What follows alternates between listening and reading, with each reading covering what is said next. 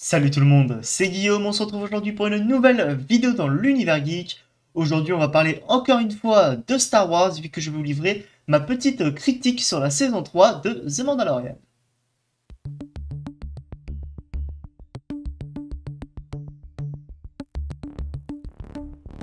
Comme d'habitude, dans un premier temps, je vais vous raconter un petit peu ce qui se passe, je vais vous lire le synopsis. Alors, à nouveau réunis, le Mandalorien et Grogu poursuivent leur voyage à travers une galaxie désormais régie par aucune loi, tout en croisant d'anciens alliés et se faisant de nouveaux ennemis.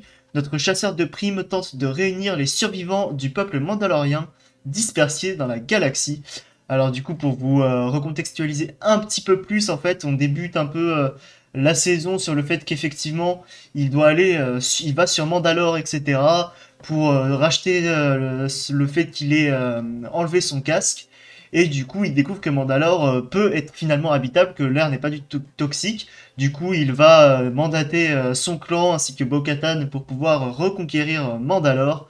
On voit aussi que Moff Gideon, qui revient effectivement lui aussi, n'est finalement pas mort, ou même en prison, du coup qu'il est finalement bien là et que il s'est évadé et que du coup c'est lui encore une fois le méchant de cette fin de saison et de cette saison de manière générale. Donc voilà, à la fin du coup ils arrivent à reconquérir Mandalore et du coup Grogu et Mando sont une famille réellement, vu que Mando a adopté Grogu pour qu'il puisse devenir apprenti mandalorien. Et du coup, ils partent pour de nouvelles aventures pour faire la main à Grogu, tout simplement, pour que Mando puisse vraiment le former. Donc c'est là où on s'arrête à la fin de cette saison 3. Donc pour résumer, conquête de Mandalore, c'est vraiment le gros point de cette saison. C'est vraiment tout ce qui s'est passé cette saison, où du coup Bo-Katan est de nouveau la dirigeante de Mandalore. Et à la fin, du coup, Grogu et Mando sont repartis en duo pour de nouvelles aventures. Donc voilà, ça c'est où on en est à la fin de cette saison 3. Alors du coup maintenant, qu'est-ce que j'en ai pensé véritablement? Alors il y a beaucoup de points positifs, il y a quelques points négatifs quand même. Mais pour le positif, déjà, le gros point positif, c'est encore une fois le développement de la relation entre Grogu et Mando.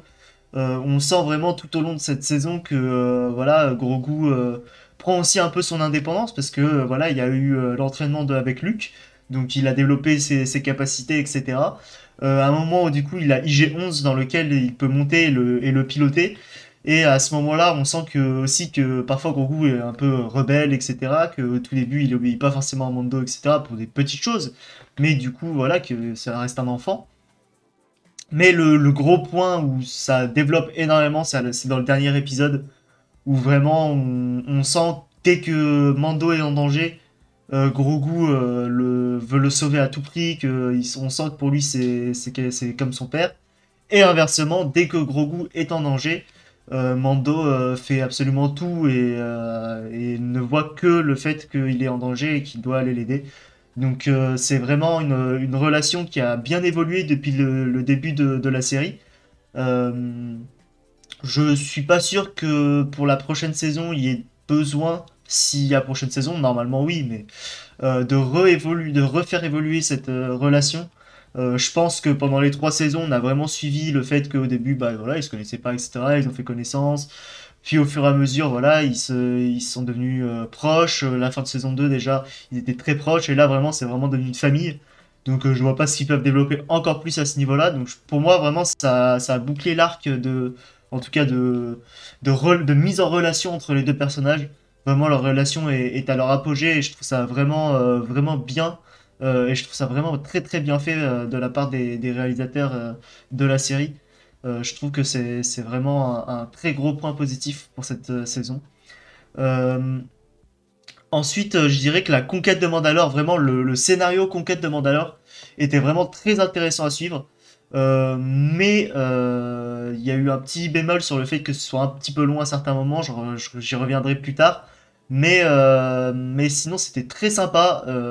Moi qui étais en plus fan de Mandalorian de Rebels, donc de Sabine, etc.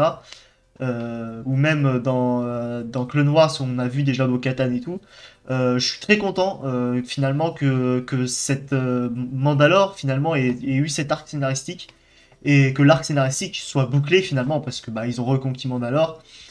L'arc scénaristique en tout cas de Mandalore dans sa globalité est un peu bouclé.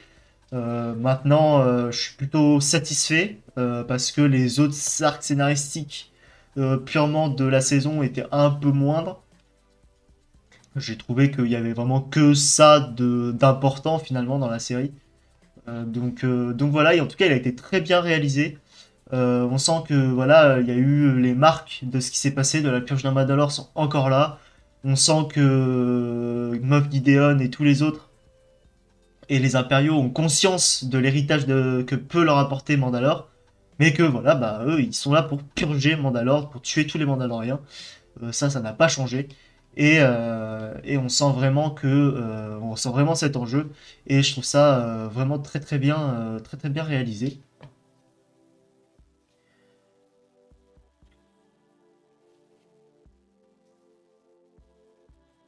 Du coup, pour la suite, on a aussi eu pas mal de petites choses intéressantes. Je dirais par exemple le fait qu'on ait vu Coruscant de nouveau. On l'avait pas vu depuis. Bah, on l'avait vu dans Andorre, mais sinon on l'avait pas vu depuis bah, la prélogie. Donc je trouve ça vraiment bien qu'on nous ait montré un nouvel aspect un peu plus underground, un peu plus sombre, etc. Il y a eu même un petit moment dans l'un des derniers épisodes, l'avant-dernier, ou peut-être même le dernier, je ne sais plus, non l'avant-dernier, où on a eu un peu un mélange entre Blade Runner et Star Wars sur Coruscant, etc. Je trouve que c'était bien. Alors l'épisode complet sur Coruscant, c'était pas nécessaire pour moi. Euh, Ça a été un peu long sans pour autant amener finalement tant de choses que ça pour l'instant à l'histoire. Mais non, c'était plutôt intéressant de voir Mandalore, de voir Coruscant sur cet aspect-là. J'ai bien aimé du coup aussi le retour de plein de personnages, donc Mando, Grogu, Bo-Katan, je sais plus comment elle s'appelle, l'armurière. On a vu Moff Gideon. On a vu du coup tous ceux qui sont sur Nevarro. On a vu aussi celle qui est sur Tatooine qui répare le vaisseau, etc. J'ai oublié son nom, mais on l'a un peu aperçu, etc., etc. aussi. Vraiment, on a pu retrouver tous les personnages des anciennes saisons, outre les grosses stars, guest stars de la série, Ahsoka, Luke, Boba Fett, etc. Tout ça sont pas réapparus, ou un autre guest star d'ailleurs n'est pas réapparu. Mais finalement, c'est pas super dérangeant. Je trouve pas ça super dérangeant. Et pour terminer sur les points positifs, je dirais que les deux derniers épisodes sont vraiment extraordinaires. C'est pour moi vraiment ça fait partie des deux meilleurs épisodes de la série. Euh, Pas les premiers non plus. Je pense que le dernier épisode de la saison 2 m'a vraiment marqué presque à vie. Il était extraordinaire. Je m'en souviendrai en tout cas, oui, toute ma vie, je suis sûr. Mais ces deux derniers épisodes étaient vraiment cool. Le reste était bien, honnêtement, le reste était vraiment cool, sans être extraordinaire, sans révolutionner quoi que ce soit. C'était plutôt sympathique à suivre. Mais les deux derniers épisodes sont vraiment extraordinaires. Du coup, le fait que ça se finisse sur le fait qu'ils doivent repartir à l'aventure pour former Grogu, en fait, ça ouvre un champ de possibilités extraordinaire pour la suite, pour une potentielle saison 4 qui devrait arriver, vu qu'on a eu des informations comme quoi le scénario était déjà écrit apparemment. Mais ça serait vraiment très cool de pouvoir voir cette nouvelle aventure finalement que vont vivre Grogu et Mando. Donc sur ça, je suis plutôt content. À voir est-ce qu'on aura d'autres infos sur Mandalore ou pas. Peut-être qu'ils y retourneront à certains moments, mais j'ai quand même l'impression que l'arc principal de Mandalore est terminé. Donc à voir ce que vont être les nouvelles aventures de Grogu et de Mando. Maintenant, tout n'est pas rose, loin de là d'ailleurs dans cette saison. Alors, il n'y a pas non plus 150 points négatifs, mais il y a eu quand même quelques petits bémols dans cette série. Le premier, je dirais, c'est par rapport au personnage principal. Alors, certes, ça s'appelle The Mandalorian, donc le Mandalorien. Donc ça pourrait être n'importe quel Mandalorien, mais pour le coup, quand on dit le Mandalorien, on pense à Mando, on pense à Din Djarin. Ça me paraît plutôt logique. Et c'est vrai que je suis plutôt d'accord avec ce que j'ai pas mal lu sur les réseaux sociaux, sur le fait que Bo-Katan est presque plus le personnage principal de cette saison que Mando. Même si Mando est quand même extrêmement présent et fait partie des personnages principaux, il est là, il est vraiment là. Mais c'est vrai que bah, c'est Bo-Katan, la grande héroïne finalement, de la grande leader plutôt, de cette saison qui mène du coup la révolte mandalorienne, la reconquête mandalorienne. Il lui donne le sabre noir, ça d'ailleurs vraiment, je suis trop déçu.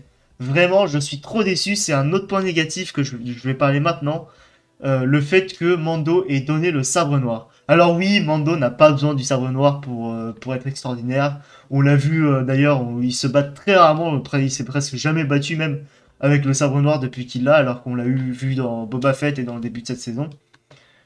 Mais je trouve ça dommage, justement, j'aurais bien voulu voir Mando essayer de combattre véritablement un vrai adversaire, pourquoi pas Moff Gideon, avec le sabre noir, j'aurais trouvé ça incroyable qu'il essaye de maîtriser le sabre noir, et qu'il le maîtrise, pourquoi pas.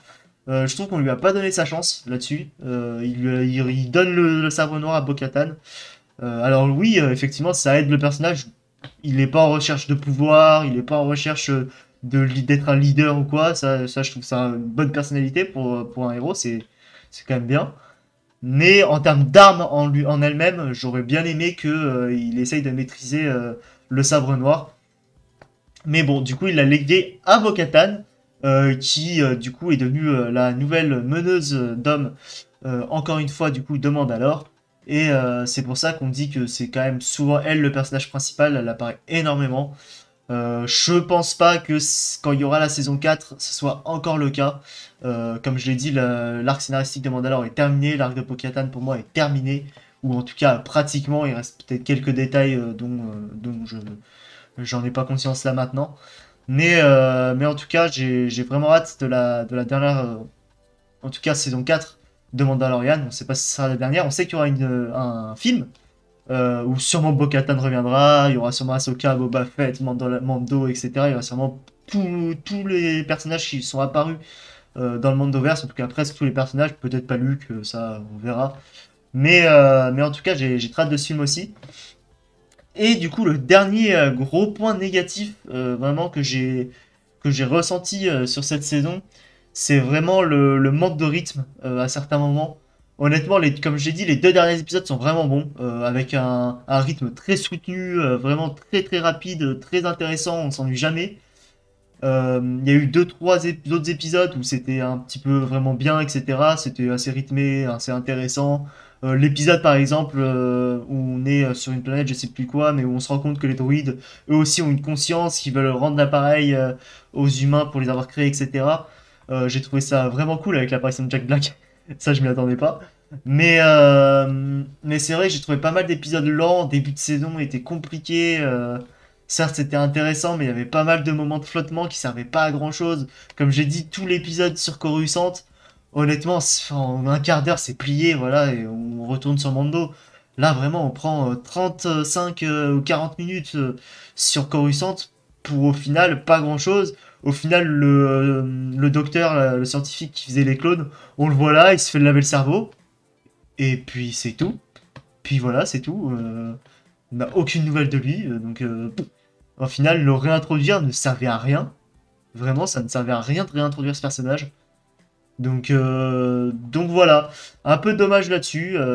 J'aurais aimé peut-être une saison un tout petit peu plus rythmée avec des, euh, des scènes, en tout cas, qui coupent, même quitte à ce que les épisodes soient encore plus courts, puisque je suis pas fan non plus, parce qu'ils sont quand même très courts de Mandalorian. Mais vraiment, rallonger des épisodes pour les rallonger, pour pas raconter grand-chose, ça sert vraiment à rien. Et sur ce coup-là, j'ai été un petit peu déçu du début de saison. Mais sinon, dans la globalité, pour en revenir un peu plus positif, là, c'était un peu un petit coup de gueule. C'était quand même une très très bonne saison, hein. Faut pas se leurrer, ça restait une très bonne saison. Pas la meilleure de Mandalorian, pour moi c'est la saison 2 qui restera qui reste en tout cas pour le moment la top. Mais en tout cas, ça reste une très bonne saison, vraiment, c'était super intéressant. De l'action, des émotions, du développement de personnages, vraiment, il y avait pour tous les goûts. Donc vraiment, non, c'était vraiment cool. Moi, vous pouvez me dire en tout cas ce que vous en pensez en commentaire de cette saison. Moi, comme je vous l'ai dit, j'ai vraiment adoré. Il y a des points négatifs que je ne néglige pas. Mais en tout cas, j'ai vraiment pris un kiff devant cette saison. J'espère que vous aussi. J'espère en tout cas que cette vidéo vous aura plu. Si c'est le cas, vous pouvez mettre un pouce bleu, vous abonner, ça ferait toujours plaisir. Vous pouvez me suivre aussi sur Twitter, le lien est dans la description. Si vous voulez rien manquer de l'actualité jeux vidéo, cinéma et séries. On se retrouve un peu plus tard dans la semaine pour vous livrer les 5 sorties que j'attends le plus sur ce mois de mai 2023. Et sinon, on se retrouve comme d'habitude dimanche à 16 h.